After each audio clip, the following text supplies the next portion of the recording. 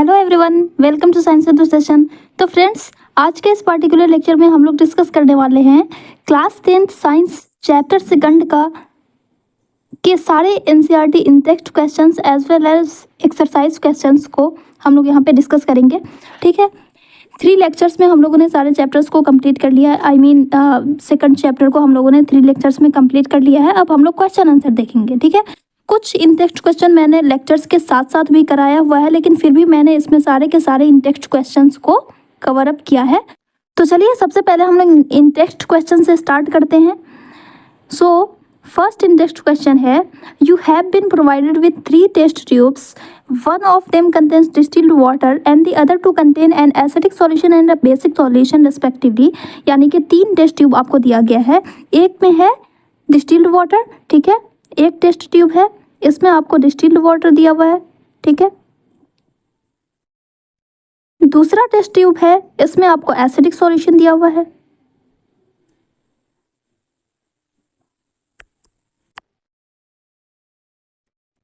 And तीसरा solution है जिसमें आपको बेसिक सॉल्यूशन दिया हुआ है। ठीक है, अब क्या करना है, if you are given only red litmus paper, सिर्फ और सिर्फ रेड लिटमस पेपर अगर आपको दिया हुआ है, तो फिर आप इन सॉल्यूशंस को कैसे पहचानोगे कि किसमें वाटर है, किसमें एसिडिक सॉल्यूशन है और किसमें बेसिक सॉल्यूशन है। ठीक है, आपके पास सिर्फ और सिर्फ क्या है, रेड लिटमस पेपर दिया हुआ है, तो हम रेड लिटमस पेपर से कैसे डिस्टिंग्विश करेंगे कि किसमें वाटर है, किसमें एसिडिक सॉल्यूशन है और किसमें बेसिक सॉल्यूशन है।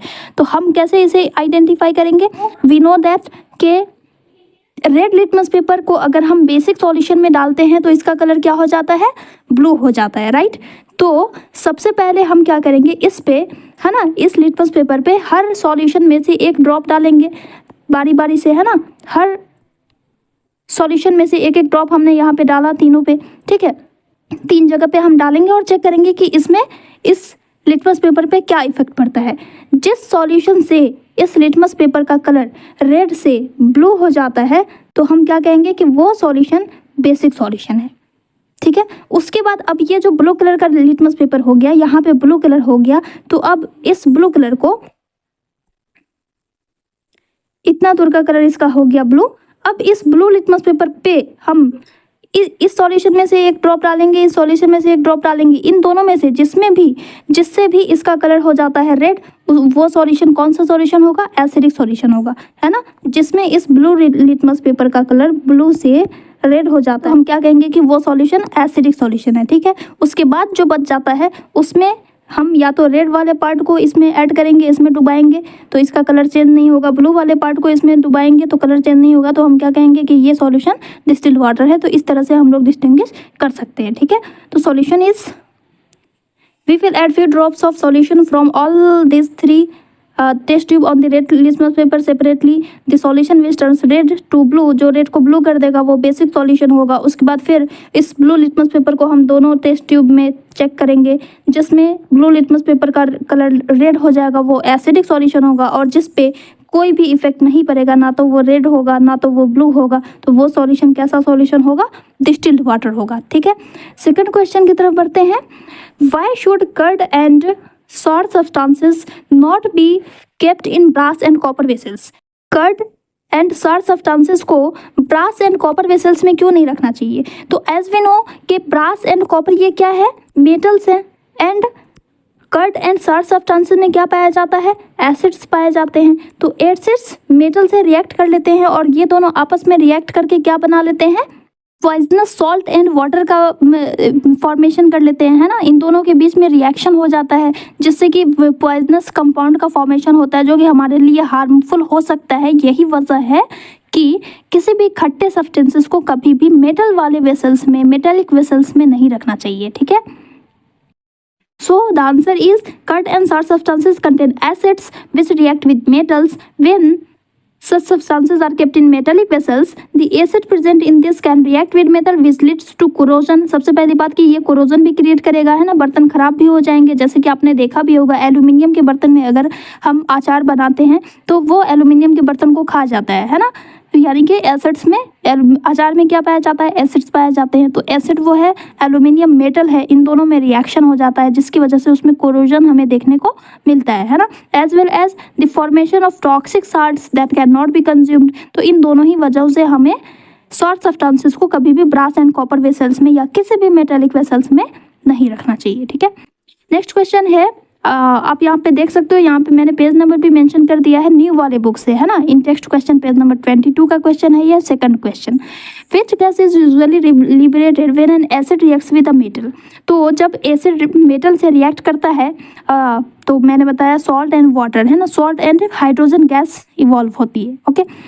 तो जब एसिड मेटल से रिएक्ट करता है तो क्या बनता है, सॉल्ट एंड साथ में हाइड्रोजन गैस इवॉल्व होती है ना। तो वही पूछ रहा है यहाँ पे, इलस्ट्रेट विद एन एग्जांपल, इसे एक एग्जांपल से बता देना है। उसके बाद how will you test for the presence of this gas. तो हाइड्रोजन गैस को हम कैसे चेक करते हैं, अगर हम इसके पास कोई बर्निंग कैंडल लाते हैं, जलती हुई मोमबत्ती लाते हैं और वो पॉप साउंड के साथ वो गैस जलकर मोमबत्ती को बुझा देता है, तो हम कहते हैं कि ये जो गैस निकल रही है वो कौन सी गैस है, हाइड्रोजन गैस है, ठीक है। तो इस तरह से हम ये चेक करेंगे, है ना। एग्जाम्पल पूछा जा रहा है तो एग्जाम्पल, कोई भी एग्जाम्पल आप ले लो, जैसे कि H2SO4 है, जब हम इसे जिंक से रिएक्ट कराते हैं तो क्या होता है, जिंक सल्फेट का फॉर्मेशन होता है प्लस हाइड्रोजन गैस इवॉल्व होती है। तो ये एग्जाम्पल हो गया, इसे आप बैलेंस कर लो, ये ऑलरेडी बैलेंस्ड है, ठीक है। तो आंसर यहाँ पे मेंशन है, आप गो थ्रू कर सकते हैं, ठीक है। नेक्स्ट क्वेश्चन की तरफ बढ़ते हैं। मेटल कंपाउंड ए, कोई एक मेटल कंपाउंड है ना, ध्यान रहे यहाँ पे मेटल कंपाउंड पूछ रहा है, सिर्फ और सिर्फ मेटल पूछता है, हम सिर्फ और सिर्फ मेटल लेते हैं ना, यानी कि जैसे कि एल्यूमिनियम हो गया, जिंक हो गया, ये सब मेटल है। लेकिन अगर मेटल कंपाउंड रहेगा तो दैट मीन्स क्या कि या तो वो एल्यूमिनियम क्लोराइड हो सकता है, या तो वो कैल्शियम हाइड्रोक्साइड हो सकता है, या फिर वो कैल्शियम कार्बोनेट हो सकता है। तो ये सब मेटल कंपाउंड हुआ, तो ये आप ध्यान रखिएगा, ठीक है। Metal compound A reacts with dilute hydrochloric acid to produce effervescence. Effervescence क्या होता है, यानी कि बुदबुदाहट की आवाज़, है ना, फिजिंग साउंड, जो बुलबुला बबल्स जो फॉर्मेशन होता है उसी को कहा जाता है इफरवेसेंस, ठीक है। तो यहाँ पे क्या कहा जा रहा है कि कोई एक ऐसा मेटल कंपाउंड है, ठीक है, कोई एक मेटल कंपाउंड है जो हाइड्रोक्लोरिक एसिड से रिएक्ट करता है तो इफरवेसेंस क्रिएट करता है। और ये इफरवेसेंस क्या है तो आगे क्लियर होगा। The gas evolve extinguishes a burning candle. तो बर्निंग कैंडल को ये जो गैस इवॉल्व हो रही है, ये जो इफरवेसेंस है वो एक्सटिंग्विश कर देती है। एक्सटिंग्विश मतलब क्या, बुझा देना,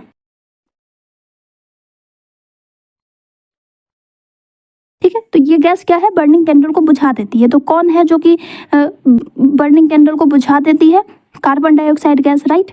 तो यानी कि ये एक ऐसा सब्सटेंस है, एक ऐसा कंपाउंड है जो जब हाइड्रोक्लोरिक एसिड से रिएक्ट करता है तो ये कार्बन डाइऑक्साइड प्रोड्यूस करता है। As well as write a balanced chemical equation for the reaction if one of the compound formed is calcium chloride. एक कंपाउंड तो हमें पता चल गया कार्बन डाइऑक्साइड, दूसरा कंपाउंड भी यहाँ पे मेंशन है कैल्शियम क्लोराइड, CaCl2, ठीक है। तो अब आप सोचिए, यहाँ पे दिमाग लगाना है कि कौन सा ऐसा सब्सटेंस है ना, कौन सा ऐसा कंपाउंड होता है जो किसी एसिड से रिएक्ट करता है तो कार्बन डाइऑक्साइड प्रोड्यूस करता है।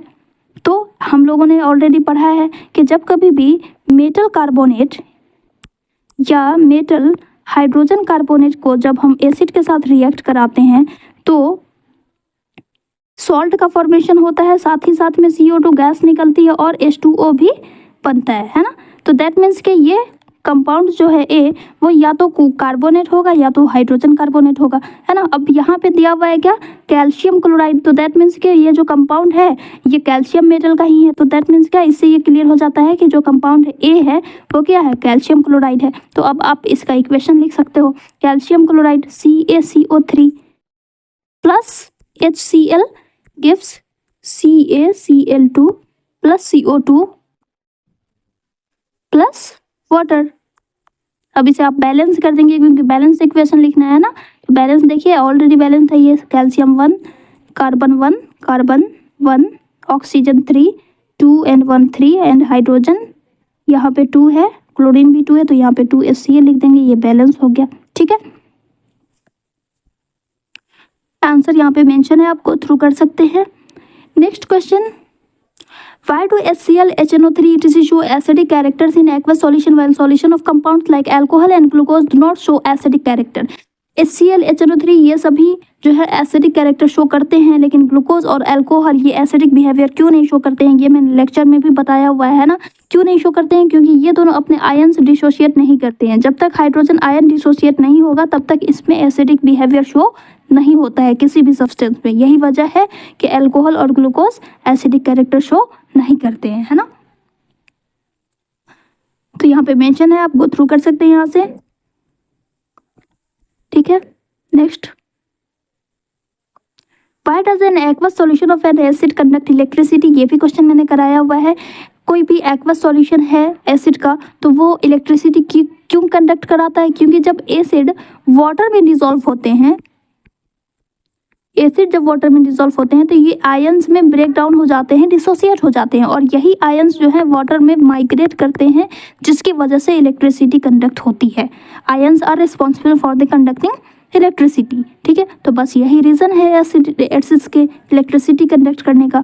यहाँ पे आपको क्वेश्चन में बेस भी पूछ सकता है कि why does an aqueous solution of a base conduct electricity? तो सेम आंसर होगा, क्या एसिड्स जो है हाइड्रोजन आयन प्रोड्यूस करते हैं, एसिड्स हाइड्रोजन आयन प्रोड्यूस करते हैं and base hydroxide ion produce करते हैं, ठीक है।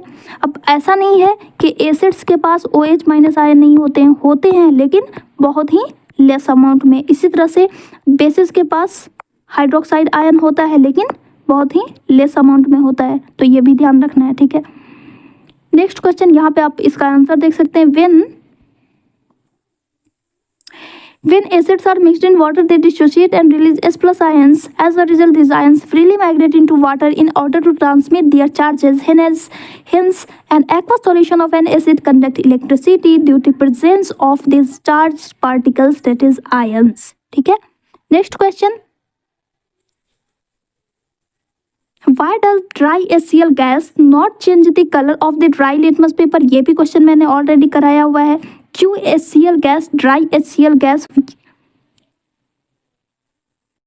ड्राई लिटमस पेपर का कलर चेंज नहीं करती है? तो क्या वजह है? क्योंकि ड्राई HCl गैस के पास कोई भी हाइड्रोजन H2O मॉलिक्यूल नहीं होते हैं। ड्राई HCl गैस जो होती है इसमें वाटर मॉलिक्यूल का एब्सेंस होता है ना।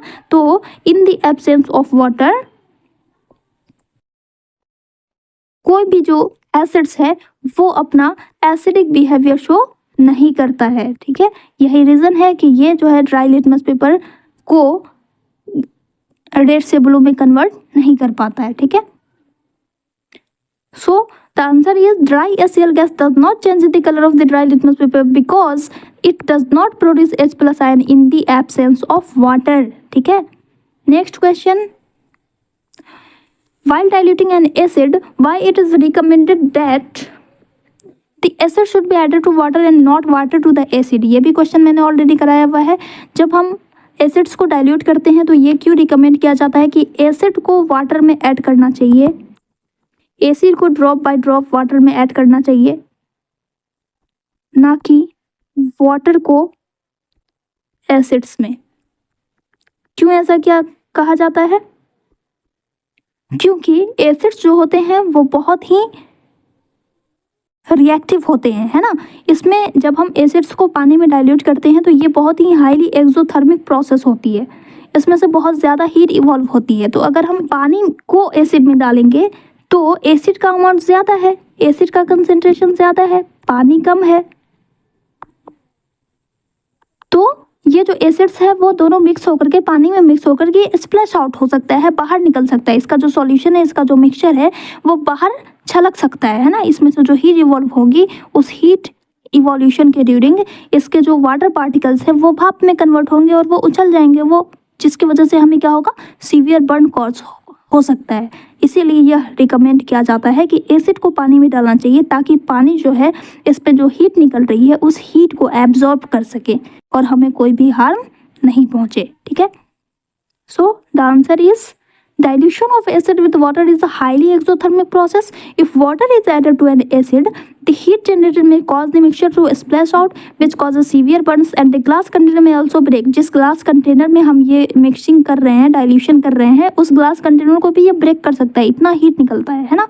इसलिए रिकमेंड किया जाता है कि acid should be added to water and not water to the acid, so that the heat produced is absorbed by water and not harm occurs. ठीक है. What is dilution? एसिड्स को पानी में डाइल्यूट करना, मिक्स करना, उसी को कहते हैं डाइल्यूशन. ठीक है.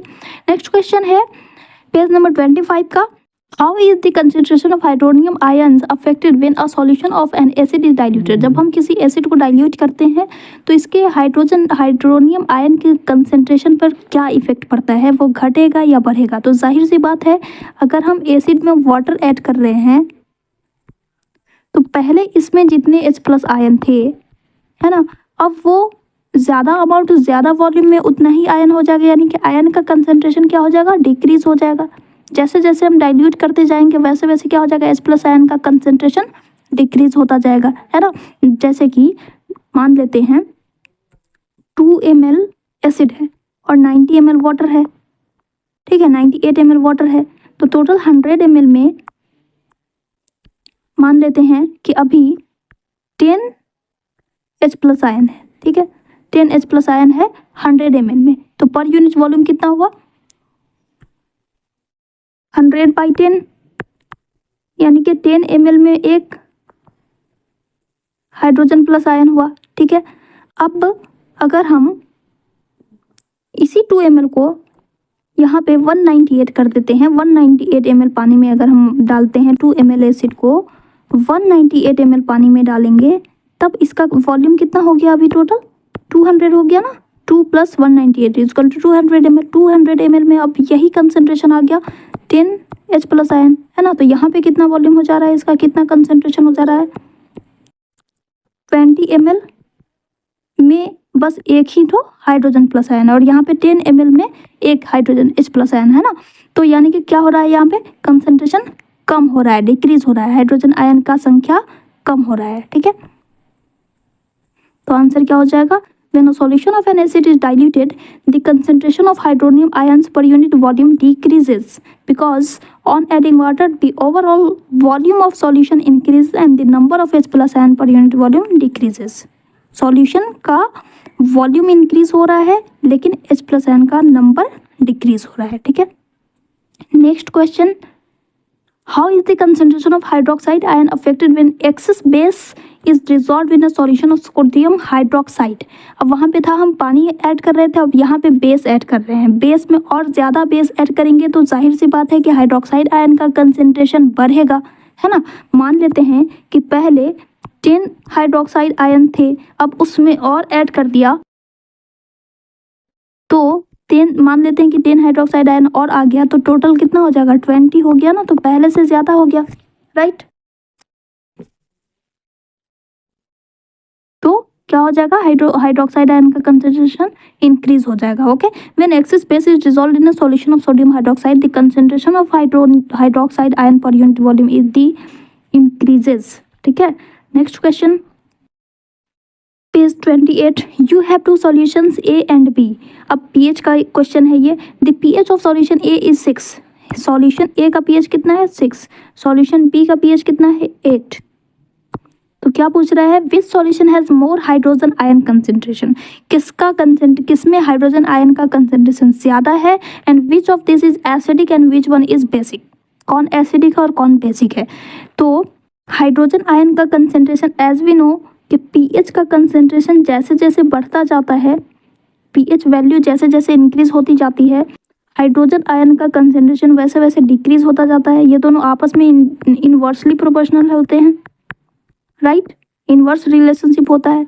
तो pH का वैल्यू कम तो हाइड्रोजन आयन ज़्यादा होगा. तो इन दोनों में pH का वैल्यू किस में ज़्यादा है? सॉल्यूशन A का. तो सॉल्यूशन A में H+ आयन का कंसेंट्रेशन ज़्यादा होगा. ओके. अब एसिडिक बेसिक का हम पता कैसे करेंगे? जब एसिडिक कब होता है? जब वैल्यू 7 से कम हो. बेसिक कब होगा? जब वैल्यू 7 से ज़्यादा हो. तो इसमें 7 से ज़्यादा कौन है? B.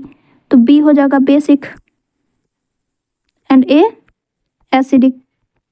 Okay, so the answer is the pH of a solution is inversely proportional to the concentration of H plus ion. That is, the solution having lower pH value will have more hydrogen ion concentration. Therefore, solution A will have more H plus ion concentration, and solution having pH less than 7 is acidic and pH greater than 7 is basic. So, solution A is acidic and solution B is basic. Next question. What effect does the concentration of H plus ions have on the nature of the solution? अब ये भी same थोड़ा थोड़ा match कर रहा है पिछले वाले क्वेश्चन से, है ना। इसमें क्या पूछ रहा है कि H प्लस आयन का कंसेंट्रेशन किसी भी सॉल्यूशन के नेचर पे किस तरह से इफेक्ट करता है। तो एज वी नो कि जैसे जैसे हम अभी हमने देखा क्या कि पीएच का वैल्यू जैसे जैसे इंक्रीज होता है वैसे वैसे H प्लस आयन का कंसेंट्रेशन डिक्रीज होता जाता है। तो जब अब इसे हम नेचर के बेसिस पे बात करें तो पीएच जब 7 पे होता है तो सॉल्यूशन क्या होता है, न्यूट्रल होता है। पीएच अगर ग्रेटर देन 7 है तो सॉल्यूशन होगा बेसिक, है ना। तो बेसिक के केस में क्या हो रहा है, पीएच बढ़ रहा है तो बेसिसिटी भी बढ़ रही है। एसिडिक सॉल्यूशन के लिए क्या होगा, पीएच 7 से कम है तो एसिडिक होगा। तो एसिडिक के केस में क्या होता है, अगर पीएच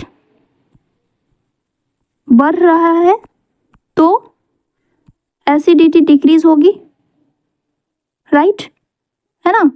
यानी कि जब हम 7 से इस तरफ बढ़ते हैं 7, 6, 5, 4 तो 1 पे हम पहुंचेंगे तो यहाँ पे हमें मोर एसिडिक सब्सटेंस मिलता है और यहाँ पे लेस एसिडिक सब्सटेंस मिलेगा। तो जैसे जैसे वैल्यू कम हो रही है, पीएच वैल्यू ज़्यादा हो रही है, इधर ज़्यादा हो रही है तो एसिडिटी कम हो रही है, ठीक है। तो एसिड के केस में अपोजिट होता है, बेसिक के केस में डायरेक्ट रिलेशनशिप होता है, ठीक है। तो यहाँ पे क्या पूछ रहा है, H प्लस आयन का कंसेंट्रेशन। तो जब H प्लस आयन का कंसेंट्रेशन जैसे ही हम पीएच वैल्यू यहाँ पे क्या हुआ, जब पीएच वैल्यू बढ़ेगी तो H प्लस आयन का कंसेंट्रेशन घटेगा। जब H प्लस आयन का कंसेंट्रेशन घटेगा तो एसिडिटी भी घटेगी, यानी कि acidity is directly proportional to H plus ion concentration. जितनी ज़्यादा एसिडिटी उतना ज़्यादा H प्लस आयन कंसेंट्रेशन, ठीक है। तो अगर मोर H प्लस आयन है तो more acidic substance, less H plus ion less acidic substance, ठीक है।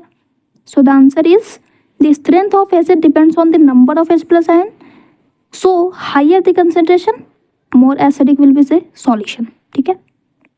नेक्स्ट क्वेश्चन है, do basic solutions also have H plus ions. तो जाहिर सी बात है, अभी हम लोगों ने पढ़ा कि बेसिक हो या एसिडिक सब्सटेंस हो, दोनों ही में H प्लस आयन भी होते हैं, OH माइनस आयन भी होते हैं। बस फ़र्क इतना है कि एसिडिक होगा तो H प्लस आयन ज़्यादा होंगे, बेसिक होगा तो OH माइनस आयन्स ज़्यादा होंगे, ठीक है। तो वही पूछा जा रहा है कि if yes then why are this basic, क्यों बेसिक होते हैं, क्योंकि इनमें OH माइनस आयन का कंसेंट्रेशन H प्लस आयन के कंपेरिजन में बहुत बहुत ज़्यादा होता है, मच ग्रेटर होता है, ठीक है। So yes, basic solutions also have H plus ions in addition to OH minus ions, but still these solutions are basic because in these solutions the concentration of OH minus ions are much greater than that of H plus ions. Okay, next question. Under what soil condition do you think a farmer would treat the soil of his field with quick lime, slick lime or chalk? किस soil की condition किस तरह की होगी जब अगर कोई farmer quick lime या सिलेक्ट लाइम या चौक का इस्तेमाल कर रहा है, तो सॉइल की कंडीशन क्या होगी ये पूछ रहा है ना। तो क्विक लाइम, सिलेक्ट लाइम और चौक ये कैसे सब्सटेंस है, एसिडिक हैं या बेसिक हैं? तो जाहिर सी बात है ये बेसिक सब्सटेंस है। तो हम बेसिक सब्सटेंस का यूज़ कब करते हैं, जब कोई चीज़ एसिडिक होती है। तो दैट मीन्स कि जब सॉइल की कंडीशन एसिडिक होगी तब फार्मर बेसिक सब्सटेंसेस का यूज़ करेगा ताकि इसे हम न्यूट्रलाइज कर सकें। इसे न्यूट्रलाइज करने के लिए एसिड सब्सटेंस का यूज, बेसिक सब्सटेंस का यूज होगा, ठीक है।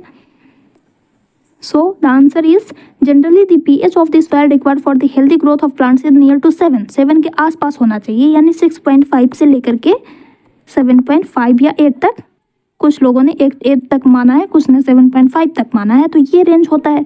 अब इससे अगर ज़्यादा एसिडिक हो जाता है या इससे ज़्यादा बेसिक हो जाता है तो प्लांट्स सही से ग्रो नहीं कर पाते हैं। इसीलिए फार्मर सॉइल को तभी ट्रीट करेगा जब वो सॉइल हाईली एसिडिक होगा, क्योंकि ये जो भी सब्सटेंसेस यहाँ पे मेंशन है वो क्या है, बेसिक है। ठीक है, next question, what is the common name of the compound CaOCl2? ये मैंने लास्ट में नहीं कराया था, है ना। तो CaOCl2 ये इसका क्या नाम है, कैल्शियम ऑक्सीक्लोराइड। ये किसका कॉमन नेम है, ब्लीचिंग पाउडर का। तो कॉमन नेम से भी क्वेश्चन आता है, तो ये सारी चीज़ें आपको ध्यान में रखनी है। और जितने भी एक्टिविटीज़ हैं, एक्टिविटी भी आपको पूछा जा सकता है। कोई भी क्वेश्चन देगा और कहेगा कि आप एक एक्टिविटी से इसे प्रूफ कीजिए, तो एक्टिविटी को भी ध्यान में रखना है। और कोशिश कीजिएगा कि जो भी आंसर कर रहे हैं आप, उसमें कुछ ना कुछ डायग्राम आप ज़रूर बना लें अगर आपको आ रहा है तो। ठीक है, जैसे कि कोई एक्टिविटी पूछा तो उसमें आप डायग्राम ड्रॉ कर सकते हैं जो भी दिया हुआ है ना। तो इसकी भी प्रैक्टिस होनी चाहिए। ठीक है, अब जैसे कि डाइल्यूशन से आपको क्वेश्चन आएगा तो डाइल्यूशन का आप बना दोगे इस तरह से, यहाँ पे वाटर लिख देना है और इसमें एसिड्स लिख देना है इस तरह से। ठीक है, नेक्स्ट क्वेश्चन है, name the substance which on treatment with chlorine.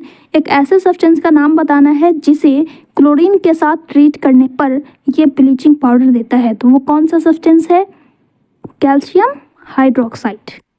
जब हम कैल्शियम हाइड्रोक्साइड को क्लोरीन के साथ ट्रीट करते हैं तो क्या मिलता है हमें, कैल्शियम ऑक्सीक्लोराइड प्लस H2O। ठीक है, H2O कितना है, 2, यहाँ पे भी 2। ठीक है, तो यही ब्लीचिंग पाउडर कब मिलता है हमें, जब हम कैल्शियम हाइड्रोक्साइड को ट्रीट करते हैं क्लोरीन के साथ। तो यही इसी का नाम पूछा हुआ है, ये क्या है, calcium hydroxide. Okay, so the answer is the common name of compound is bleaching powder. And next question है, calcium hydroxide is the substance which on treatment with chlorine leads bleaching powder. उसके बाद आपको ये equation लिख देनी है। ठीक है, next question, name the sodium compound. Sodium compound का नाम बताना है which is used for softening hard water. तो हार्ड वाटर को सॉफ्ट करने के लिए कौन सा सोडियम कंपाउंड यूज किया जाता है, सोडियम कार्बोनेट, राइट। इसका कॉमन नेम क्या है, वॉशिंग सोडा। ठीक है, नेक्स्ट क्वेश्चन है, what will happen if a solution of sodium hydrocarbonate. ये देखिए, हाइड्रोजन कार्बोनेट भी बोलते हैं इसे, बाइकार्बोनेट भी बोलते हैं और हाइड्रोकार्बोनेट भी बोलते हैं। तीनों एक ही वर्ड है। ठीक है, तीनों एक ही कंपाउंड का नेम है, ये ध्यान रखिएगा। तो जब हम इसे हीट करते हैं तो क्या होता है, ये पूछा जा रहा है और इसका इक्वेशन आपको लिखना है ना। तो जब हम सोडियम बाइकार्बोनेट यानी NaHCO3 को जब हम हीट करते हैं तो क्या होगा, ये सोडियम बाइकार्बोनेट सोडियम कार्बोनेट देता है Na2CO3 प्लस इसके साथ साथ और क्या रिलीज होती है, प्लस कार्बन डाइऑक्साइड। ठीक है, बस यही इक्वेशन लिख देना है और उसके बाद क्या करना है, इसमें बैलेंस करनी है ना। तो यहाँ पे 2 सोडियम है तो यहाँ पे 2 लिख दिया हमने, तो बैलेंस्ड हो गया। So the answer is washing soda और sodium carbonate, that is okay. यहाँ पे Na2CO3 होगा,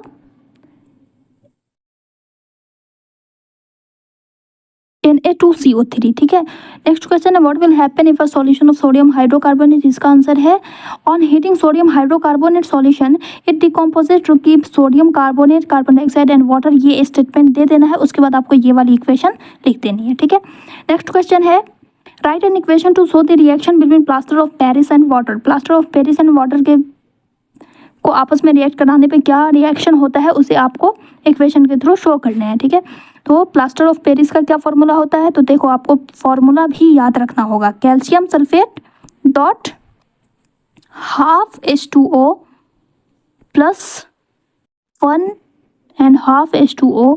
इन दोनों को जब हम आपस में रिएक्ट कराते हैं तो क्या बनता है, gypsum, that is calcium sulphate dot 2 H2O। यहाँ पे 2 वाटर मॉलिक्यूल होते हैं as a water of crystallization. ठीक है, तो बस यही इक्वेशन आपको लिख देनी है और इसे बैलेंस कर लेना है, तो ये ऑलरेडी बैलेंस्ड है। ओके, तो ये क्या है, ये है जिप्सम एंड ये प्लास्टर ऑफ पेरिस। इसके साथ साथ आपको ये भी ध्यान रखना है कि प्लास्टर ऑफ पेरिस क्यों कहा जाता है कैल्शियम सल्फेट हेमीहाइड्रेट को, है ना। इसका क्या है chemical name, calcium sulphate hemihydrate. इसका क्या नाम है, कैल्शियम सल्फेट डाईहाइड्रेट, है ना। मैंने पिछले वीडियो में बाई बता दिया था, तो बाई नहीं होगा डाई होगा। 2 के लिए डाई होता है, 3 के लिए ट्राई एंड 4 के लिए टेट्रा, 5 के लिए पेंटा, ठीक है। 6 के लिए हेक्सा, 7 के लिए हेप्टा, ऑक्टा, इस तरह से, ठीक है। तो ये है plaster of Paris. Plaster of Paris calcium sulphate hemihydrate को प्लास्टर ऑफ पेरिस क्यों कहा जाता है, क्योंकि इसकी खोज पेरिस में हुई थी और इसे प्लास्टर के लिए यूज किया जाता है, इसलिए इसका नाम पड़ गया plaster of Paris. Okay, next question है, अब हमारा इंडेक्स्ड क्वेश्चन कंप्लीट होता है। अब आइए हम लोग स्टार्ट करते हैं एनसीईआरटी एक्सरसाइज क्वेश्चंस को, जो कि टोटल 15 क्वेश्चंस हैं। इसमें से मैंने एक क्वेश्चन ऑलरेडी करा दिया है, फिर भी हम उसे करेंगे। तो चलिए फटाफट से स्टार्ट करते हैं, ठीक है। प्लीज़ आप लोग अपने फ्रेंड्स के साथ ज़रूर शेयर कीजिएगा, अगर अच्छा लगे वीडियो तो लाइक भी कर दीजिएगा, ठीक है। So the first question is a solution turns red litmus blue. तो वो कैसा सॉल्यूशन होगा जो कि रेड लिटमस को ब्लू कर देता है, तो ये क्या होता है, basis, basic blue, base blue, ऐसे करके आप याद रखेंगे इसे, है ना। तो बेस का पीएच क्या होता है, मोर देन 7, तो इसमें मोर देन 7 कौन सी वैल्यू है, 10, तो आंसर क्या हो जाएगा डी। सेकंड है a solution reacts with crushed egg shell. Crushed egg shells में कौन सा कंपाउंड होता है, कैल्शियम कार्बोनेट पाया जाता है। तो कैल्शियम कार्बोनेट के साथ कोई सॉल्यूशन रिएक्ट कर रहा है एंड एक गैस प्रोड्यूस करता है that turns lime water milky, जो कि लाइम वाटर को मिल्की कर देता है। दैट मीन्स क्या कि कार्बन डाइऑक्साइड गैस रिलीज हो रही है। तो और ये क्या है, मेटल कार्बोनेट है। तो मेटल कार्बोनेट के साथ कौन सा कंपाउंड रिएक्ट करेगा जो कार्बन डाइऑक्साइड देगा, कार्बन डाइऑक्साइड गैस प्रोड्यूस करता है, तो दैट इज एसिड। तो इसमें कौन एसिड है, ये सॉल्ट है, ये नहीं होगा, ये एसिड है। तो आंसर इज बी, है ना। ये भी नहीं होगा और ये भी नहीं होगा, ये सब क्या है, सॉल्ट है। एक ही एसिड है जिसमें हाइड्रोजन हो।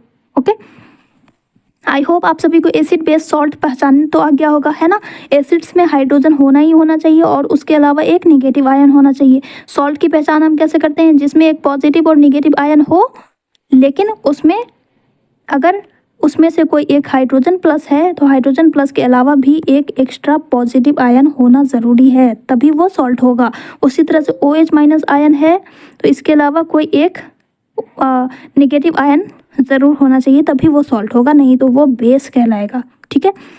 सो थर्ड क्वेश्चन है 10 ml of a solution of NaOH is found to be completely neutralized by 8 ml of a given solution of HCl। NaOH का सॉल्यूशन है 10 ml, ये न्यूट्रलाइज हो जाता है HCl के 8 ml सॉल्यूशन से। If we take 20 ml of the same solution of NaOH, अगर हम 20 ml NaOH लेते हैं तो the amount of HCl solution required to neutralize it will be, तो HCl को तो इसे न्यूट्रलाइज करने के लिए कितना ml HCl चाहिए ये पूछ रहा है। तो जब 10 में 8 तो 20 में कितना, यहाँ पे कितना का इंक्रीमेंट हो रहा है, 10 to the 20, सीधे डबल हो गया, तो इसे भी डबल कर देंगे 8 to the 16, तो 16 ml किस में है, डी। ओके, नेक्स्ट क्वेश्चन है which one of the following types of medicine is used for treating indigestion. Indigestion के लिए कौन सा मेडिसिन यूज किया जाता है, तो that is antacid. Okay, next question write word equations and then balanced equations for the reaction taking place when. यहाँ पे पहले आपको वर्ड इक्वेशन लिखना है, देन बैलेंस्ड इक्वेशन लिखना है। फर्स्ट है dilute sulphuric acid reacts with zinc granules. Dilute है तो सबसे पहले हम वर्ड इक्वेशन लिखेंगे इस तरह से, सल्फ्यूरिक एसिड और डाइल्यूट का DIL लिख देंगे, प्लस जिंक है।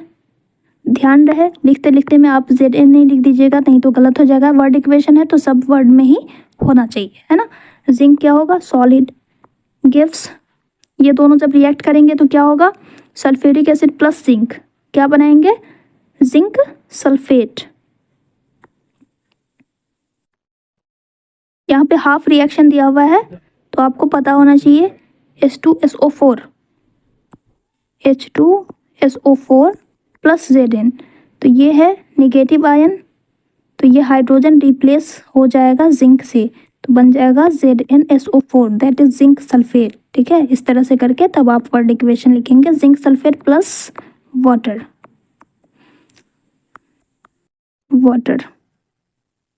Sorry hydrogen.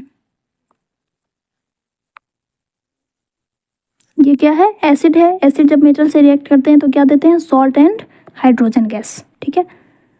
इसी तरह से इसका आंसर यहाँ पे है, sulphuric acid plus zinc gives zinc sulphate plus hydrogen, hydrochloric acid plus magnesium ribbon gives magnesium chloride plus hydrogen, sulphuric acid plus aluminium sulphate plus hydrogen, hydrochloric acid iron के साथ react करता है, iron filling के साथ, तो iron chloride and hydrogen gas देता है, ठीक है। नेक्स्ट क्वेश्चन दिया हुआ है, compound such as alcohols and glucose also contain hydrogen but are not categorized as acids, describe an activity to prove it. अब यहाँ पे एक्टिविटी पूछा हुआ है, ये क्वेश्चन हमने ऑलरेडी किया हुआ है कि अल्कोहल एंड ग्लूकोज को एसिड्स क्यों नहीं कहा जाता है ना, तो क्यों, क्योंकि ये आयन डिसोशिएट नहीं करते हैं, ये अपने H+ आयन को सेपरेट नहीं करते हैं, है ना।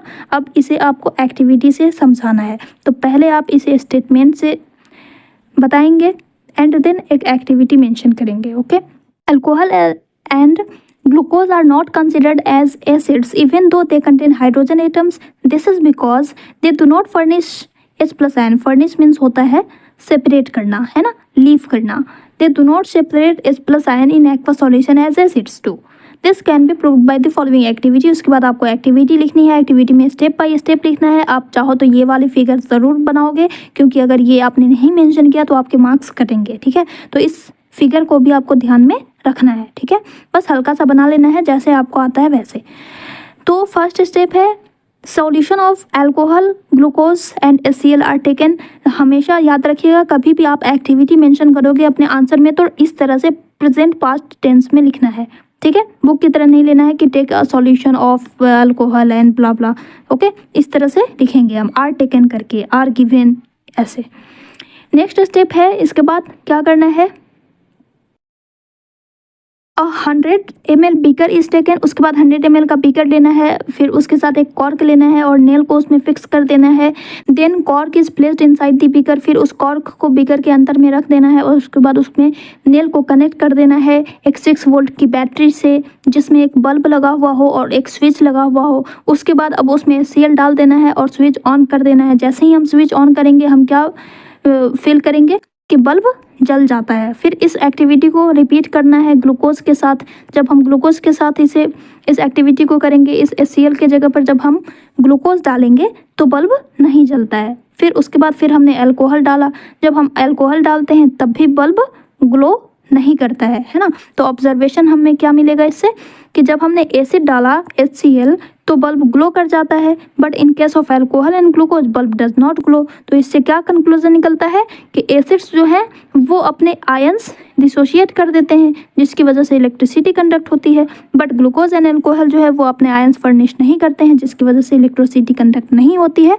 तो hence it is prove that all acids contain hydrogen but all hydrogen containing compounds are not categorized as acids। यही आपको प्रूव करना था, ठीक है।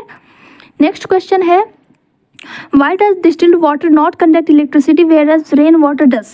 डिस्टिल्ड वाटर इलेक्ट्रिसिटी कंडक्ट नहीं करते हैं, क्यों? क्योंकि डिस्टिल्ड वाटर में कोई भी सॉल्यूट नहीं होता है, कोई भी आयंस नहीं होते हैं, कोई भी ऐसे आयनिक कंपाउंड नहीं होते हैं। डिस्टिल्ड वाटर जो होता है ये एक प्योर सब्सटेंस होता है, प्योर फॉर्म है वाटर का, जिसमें कोई भी ना सॉलिड होता है ना आयनिक कंपाउंड्स होते हैं, जिसकी वजह से इनमें कोई आयनिक कंपाउंड होगा ही नहीं, कोई सॉलिड होगा ही नहीं जो कि आयंस को डिसोशिएट करेगा। इसी वजह से डिस्टिल्ड वाटर इलेक्ट्रिसिटी कंडक्ट नहीं करते हैं। लेकिन रेन वाटर जो है, रेन वाटर ये जब बारिश होती है तो बहुत हमारे एटमॉस्फेयर में बहुत सारे एयर पार्टिकल्स मौजूद होते हैं, जिसमें सल्फर डाइऑक्साइड गैस प्रेजेंट होती है, नाइट्रस ऑक्साइड गैस प्रेजेंट होती है। अब ये सब जो है रेन वाटर से रिएक्ट कर लेते हैं, है ना, H2O से रिएक्ट करके एसिड्स बना लेते हैं, H2SO4 और ये नाइट्रिक एसिड HNO3, ये सब एसिड्स का फॉर्मेशन कर लेते हैं। तो जिसकी वजह से रेन वाटर में आयंस का डिसोसिएशन होता है। एज अ रिजल्ट ये कंडक्ट इलेक्ट्रिसिटी को कंडक्ट करते हैं, बट डिस्टिल्ड वाटर नहीं कर पाते, ठीक है, क्योंकि उनमें इम्प्योरिटीज नहीं होती है। Okay, so the answer is distilled water is a pure form of water which do not contain any ionic compound in it which dissociates in ions, therefore it cannot conduct electricity, while rainwater contains dissolved salt and acids which dissociates in ions and conducts electricity। ठीक है, ये important है। Next question, Why do acids not show acidic behavior in the absence of water? ये भी हमने already किया हुआ है। क्यों एसिड्स अपना एसिडिक बिहेवियर नहीं शो करते हैं एब्सेंस में, वाटर के एब्सेंस में? क्योंकि जब तक पानी नहीं मिलेगा एसिड्स अपने H प्लस आयन डिसोसिएट नहीं करेंगे। ये सिर्फ और सिर्फ कब डिसोसिएट करते हैं? Only in the presence of water, only in the presence of water, है ना। वाटर मॉलिक्यूल से रिएक्ट करके ही ये अपने H प्लस आयन लूज करते हैं, ठीक है, यही वजह है।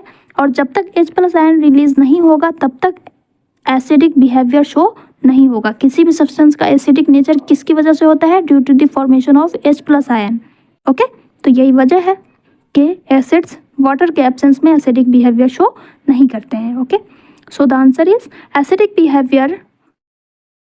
Behaviour of a substance is shown due to the formation of H plus ions. The separation of hydrogen ion are occurred only in the presence of water, therefore they do not show acidic behavior in the absence of water. Okay, next question है, 5 solutions A, B, C, D and E when tested with universal indicator that is pH paper shown pH as 4, 1, 11, 7 and 9 respectively। इसमें 5 solution दिया हुआ है A, B, C, D and E। ए का pH कितना है? 4, B का कितना है? 1, सी का कितना है? 11, डी का कितना है? 7 एंड ई का कितना है? 9। अब इसमें क्या बताना है? Which solution is neutral. तो न्यूट्रल कौन होगा? न्यूट्रल वैल्यू कब होती है? जब पीएच 7 हो। एसिडिक कब होगा? जब पीएच वैल्यू लेस देन 7 हो। एंड बेसिक कब होता है? जब पीएच वैल्यू ग्रेटर देन 7 होती है। तो इसमें देखिए लेस देन 7 कौन कौन वैल्यू है? लेस देन 7 4 एंड 1, यानी ए एंड बी ये दोनों में से कोई एसिडिक होगा, है ना। और सी एंड ई इन दोनों में से बेसिक सॉल्यूशन, ये दोनों एल्कलिन सॉल्यूशन है ना। अब बताना है कि न्यूट्रल, तो न्यूट्रल कौन हो जाएगा? डी। तो न्यूट्रल सब्सटेंस हो गया डी। स्ट्रॉन्गली एल्कलिन, अब इन दोनों में सी एंड ई, सी का वैल्यू कितना? सी का पीएच कितना है? 11 है एंड ई का है 9। अब इन दोनों में कौन एल्कलिन है? तो एल्कलिन बेसिसिटी पीएच का डायरेक्टली प्रोपोर्शनल होता है ना। जैसे जैसे पीएच वैल्यू बढ़ेगी वैसे वैसे सब्सटेंस मोर एल्कलिन होते जाते हैं, स्ट्रॉन्गली एल्कलिन होते जाते हैं। तो इसमें ग्रेटर कौन है? 11, यानी कि सी स्ट्रॉन्गली एल्कलिन है और ये वीकली एल्कलिन है। तो सी हो जाएगा स्ट्रॉन्गली एल्कलिन, ठीक है। वीकली एल्कलिन ई। अब बच गया एसिडिक। एसिडिक जो होता है, एसिडिटी जो होती है वो पीएच के वैल्यू के इनवर्स प्रोपोर्शनल होती है, इनवर्सली प्रोपोर्शनल होती है। यानी कि पीएच जैसे जैसे बढ़ता है वैसे वैसे सब्सटेंस जो है वो लेस एसिडिक होते हैं, ठीक है। तो यहाँ पे 4 एंड 1 इसका ये मोर एसिडिक होंगे, ये लेस एसिडिक होगा, तो बी हो जाएगा strongly acidic and A weakly acidic. Okay, अब इसे अरेंज कर देना है। Arrange the pH in increasing order, तो सबसे ज़्यादा पीएच 11 का। In order, in increasing order for hydrogen ion concentration, तो ये जो पीएच का स्केल है इस पे यहाँ पे 7, जैसे जैसे हम इस साइड बढ़ते हैं, इस इधर से ऐसे बढ़ेंगे तो H प्लस आयन का कंसेंट्रेशन कम होता जाता है, और सॉरी बढ़ता जाता है, राइट। इधर बढ़ेगा इधर कम होगा। तो 7 6 5 4 3 2 1 8 9 10 11 है ना। तो सबसे कम इसका, उसके बाद 7 का 11, उसके बाद 9, उसके बाद 7, उसके बाद इसमें कितना दिया हुआ 4, उसके बाद 1। तो क्या हो जाएगा इसका ऑर्डर? 11, उसके बाद 9 7 4 एंड 1, ठीक है। सबसे ज़्यादा H प्लस आयन कंसेंट्रेशन किसका होगा? 1 का, ठीक है। तो आंसर क्या हो जाएगा?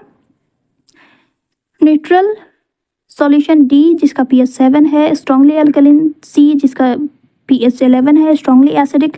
Solution B 1 weakly acidic. Solution A जिसका pH 4 है एंड वीकली अल्कलिन हो जाएगा 9 pH वाला सॉल्यूशन।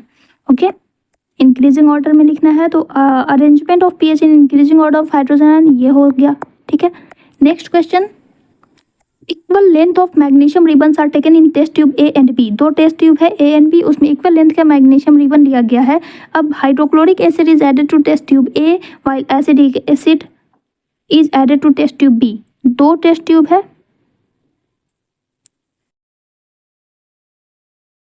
ये है ए और ये है बी, दोनों में इक्वल रिबन है, इक्वल लेंथ का रिबन डाला हुआ है।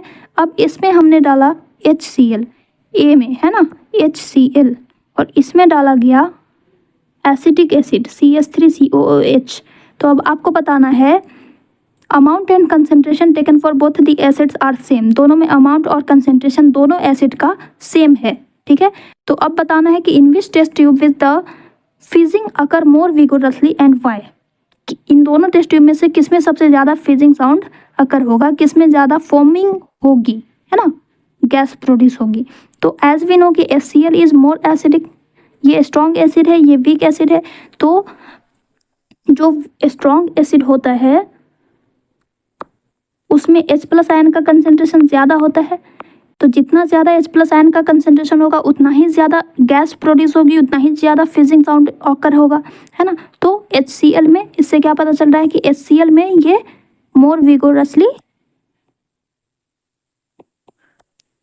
फिजिंग अकर करेगा। ठीक है, तो आंसर क्या हो जाएगा हमारा ए।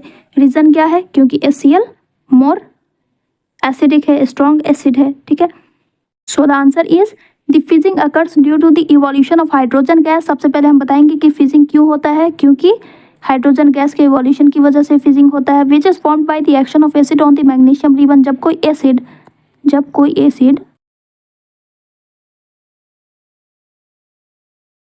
मेटल से रिएक्ट करता है तो सॉल्ट बनता है और साथ में कौन सी गैस निकलती है, हाइड्रोजन गैस निकलती है। इसी की वजह से फिजिंग अकर होता है ना। तो एज वी नो कि HCl is strong acid and acidic acid is weak acid. तो जो स्ट्रॉन्ग एसिड है वो ज़्यादा अमाउंट में हाइड्रोजन आयन कंसेंट्रेशन होगा उसके पास, जिसकी वजह से ज़्यादा फिजिंग अकर होगी। ओके, नेक्स्ट क्वेश्चन,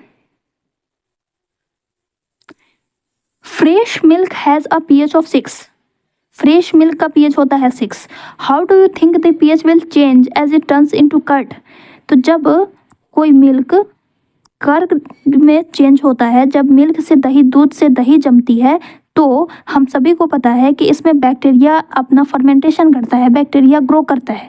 ठीक है, एक लैक्टोबैसिलस नाम का बैक्टीरिया होता है जिसकी वजह से मिल्क कर्ड में कन्वर्ट होता है। तो ये लैक्टोबैसिलस बैक्टीरिया प्रोड्यूस होता है जिसकी वजह से एक सिक्रीशन होता है, एक एसिड का सिक्रीशन होता है, that is lactic acid. Okay, तो कर्ड में लैक्टिक एसिड ज़्यादा होगा, यानी कि ये मोर एसिडिक हो जाएगा। तो जब मोर एसिडिक सब्सटेंस होता है तो उसका pH वैल्यू कितना कम होगा या ज़्यादा होगा, जाहिर सी बात है कम होगा। जितना ही ज़्यादा एसिडिटी उतना ही कम pH वैल्यू, यानी कि 6 से इसकी pH वैल्यू क्या हो जाएगी, कम हो जाएगी। यही पूछा जा रहा है कि जब कोई मिल्क कर्ड में बदलता है तो उसके pH पे क्या इफेक्ट होगा, तो उसका pH 6 से कम हो जाएगा, 6 से कम हो जाएगा pH। ठीक है, so the answer is the pH will fall below 6. This is because when the milk is converted into curd due to the action of bacteria, lactic acid is produced which is more acidic in nature. Therefore, the pH value of the milk is reduced as it turns into curd. ठीक है, next question. A milkman adds a very small amount of baking soda to fresh milk. एक milkman है जो कि एक बहुत ही कम amount में baking soda अपने दूध में ऐड कर देता है। अब फ्रेश मिल्क है तो इसका pH है 6। अब उसमें बेकिंग सोडा ऐड कर दिया, तो बेकिंग सोडा का नेचर कैसा होता है, बेसिक होता है। बेसिक होता है यानी कि इसका pH कितना होगा, मोर देन 7 होगा, मोर देन 7 होगा। तो यानी कि ये अपने इस pH को एसिडिक से अल्कलिन बना रहा है, दूध को एसिडिक से एल्कलिन बना रहा है। तो ऐसा क्यों कर रहा है ये रीज़न बताना है। Why does he shift the pH of the fresh milk from 6 to slightly alkaline, क्यों ऐसा करेगा, ताकि दूध से दही कब बनती है, जब एसिडिटी बढ़ती है, तो उस एसिडिटी को कम करने के लिए इसने बेकिंग सोडा ऐड किया ताकि दूध लंबे समय तक अच्छा रहे और वो ज़्यादा दिन तक यूज़ हो सके। इसलिए इसने बेकिंग सोडा ऐड किया ताकि एसिडिटी को ये जो बेस है, ये जो बेकिंग सोडा है, ये इसे न्यूट्रलाइज कर सके और दूध लंबे समय तक अच्छा रह सके। एक हो गया क्वेश्चन। सेकंड है why does this milk take a long time to set as curd. तो जाहिर सी बात है कि मिल्क जब कर्ड में कन्वर्ट होता है तो उसे जितना एसिड प्रोड्यूस करना होता है उससे ज़्यादा एसिड अब प्रोड्यूस करना पड़ेगा, क्योंकि अब ये दूध मोर एल्कलिन हो गया। ठीक है, तो इसीलिए टाइम ज़्यादा लगता है दूध से दही बनने में। ठीक है, क्योंकि इसकी बेसिसिटी बढ़ गई। So the answer is by adding a small amount of baking soda the milkman shift the pH of the fresh milk from 6 to slightly alkaline so that he can keep it for a longer time, लंबे समय तक वह रख सके। As the milk in alkaline condition does not set curd easily, जल्दी ये दूध ना ही फटेगा ना ही वो दूध से दही बनेगा। इससे प्रोटेक्ट करने के लिए वो क्या करता है, बेकिंग सोडा यूज़ करता है। सेकंड है as this milk is slightly more alkaline than other, the acid produced to set it into curd will be neutralized by baking soda, जो कि मिल्कमैन ने ऐड किया है, इसलिए मिल्क को दही बनने में ज़्यादा टाइम लगेगा।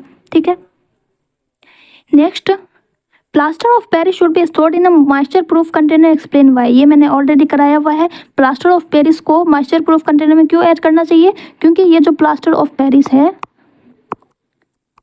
ये जब वाटर के साथ मिलता है, जब इसे नमी लगेगी तो ये तुरंत वाटर से रिएक्ट कर लेगा, और जैसे ही ये वाटर से रिएक्ट करेगा ये जिप्सम में कन्वर्ट हो जाएगा, और जिप्सम जो है ये हार्ड सॉलिड मास होता है, तो ये यानी कि जम जाएगा। जैसे कि आपने वाइट सीमेंट देखा होगा, सीमेंट को ज़रा से भी नमी लगती है वो जम जाता है, तो वो भी प्लास्टर ऑफ पेरिस की तरह ही होता है, वो भी कन्वर्ट हो जाता है। जैसे ही नमी लगेगी ये सेट कर जाएगा, इसीलिए इसे मॉइस्चर प्रूफ कंटेनर में रखना चाहिए ताकि ये प्लास्टर ऑफ पेरिस ही रहे, जिप्सम में कन्वर्ट नहीं हो। ठीक है, यहाँ पे आंसर है, आपको थ्रू कर सकते हैं। ये रिएक्शन लिखने ये स्टेटमेंट देने के बाद आपको ये इक्वेशन भी लिखनी है। ठीक है, और तब आपका आंसर कंप्लीट होगा। नेक्स्ट क्वेश्चन है what is the neutralization reaction, give two example. अब न्यूट्रलाइजेशन रिएक्शन क्या होता है ये तो हम लोग बहुत स्टार्टिंग से पढ़ रहे हैं। जब कोई एसिड बेस से रिएक्ट करता है तो कॉरस्पॉन्डिंग सॉल्ट एंड वाटर का फॉर्मेशन होता है। इसी रिएक्शन को इसमें क्या हो रहा है, एसिड बेस को न्यूट्रलाइज कर देता है, बेस के इफेक्ट को, और बेस एसिड के इफेक्ट को न्यूट्रलाइज कर देता है। इसीलिए इस रिएक्शन का क्या नाम है, न्यूट्रलाइजेशन रिएक्शन। ओके, एग्जाम्पल क्या हो जाएगा, एक बड़ा ही अच्छा एग्जाम्पल है, हम लोग स्टार्टिंग से देख रहे हैं। Sodium hydroxide plus hydrochloric acid, ये दोनों आपस में रिएक्ट करते हैं तो कॉमन साल्ट बनाते हैं प्लस वाटर बनाते हैं। इसी तरह से पोटेशियम हाइड्रोक्साइड जब नाइट्रिक एसिड के साथ रिएक्ट करेगा HNO3 तो बनाएगा क्या, potassium nitrate KNO3 plus water. तो ये दोनों एग्जाम्पल है। ठीक है, यहाँ पे आप मेंशन है, आपको थ्रू कर सकते हैं। A chemical reaction in which an acid reacts with the base to give a corresponding salt and water is called neutralization reaction. एक एग्जांपल ये, दूसरा ये। ठीक है, next give two important uses of washing soda. Washing soda का chemical name क्या होता है, sodium carbonate. And baking soda का केमिकल नेम क्या होता है, सोडियम बाइकार्बोनेट। जब हम सोडियम बाइकार्बोनेट को गर्म करते हैं तो सोडियम कार्बोनेट मिलता है, और ये जो सोडियम कार्बोनेट मिलता है वो सोडियम कार्बोनेट इस सोडियम कार्बोनेट से डिफरेंट होता है। क्यों, क्योंकि इसमें जो हमें सोडियम कार्बोनेट मिलता है ये ड्राई होता है, जिसे हम कहते हैं सोडा ऐश, है ना। और वॉशिंग सोडा का जो सोडियम कार्बोनेट है इसमें वाटर ऑफ क्रिस्टलाइजेशन भी ऐड होता है। ठीक है,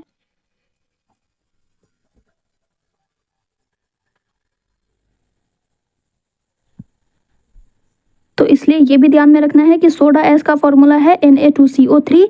वॉशिंग सोडा का क्या फॉर्मूला होता है, Na2CO3.10H2O। ये क्या है, वाटर ऑफ क्रिस्टलाइजेशन। अब इसके यूजेस बताना है, तो वॉशिंग सोडा का यूज़ हम क्या करते हैं, वाटर की सॉफ्टनिंग करने के लिए, हार्ड वाटर को सॉफ्ट करने के लिए हम इसका यूज़ करते हैं। इसके अलावा पेपर इंडस्ट्रीज़ में भी यूज़ किया जाता है, सोप बनाने में भी यूज़ किया जाता है ना।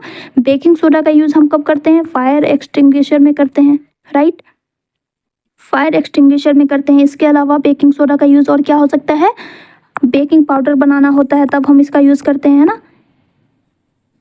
बेकिंग सोडा से बेकिंग पाउडर बनाने के लिए, सोडा वाटर बनाने के लिए, तो यही यूजेस आपको ध्यान में रखने हैं। Okay, so the answer is uses of washing soda, permanent softening of hard water and in glass, soap and paper industries. Baking soda का use for making baking powder and soda water and in fire extinguisher.